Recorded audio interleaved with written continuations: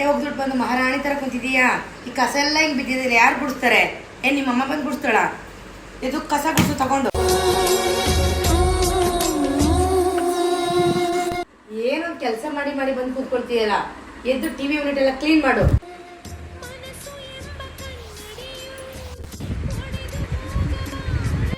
ಮುಗಿತಾನೆ ಕೆಲಸ? ಏನಾದ್ರೂ ಒಂದು ಕೆಲಸ ಹೇಳ್ಬಿಟ್ರೆ ಅಲ್ಲೇ ಮಾಡ್ಕೊಂಡು ನಿಂತ್ಕೊಬಿಡ್ತೀಯ. ವಯಸ್ಸಾದತ್ತೆ, ಮನೇಲಿದ್ದಾರೆ, ಅಡುಗೆ ಮಾಡ್ಕೊಡ್ಬೇಕು ಅನ್ನೋ ಜ್ಞಾನ ಇಲ್ಲ ನಿಂಗೆ?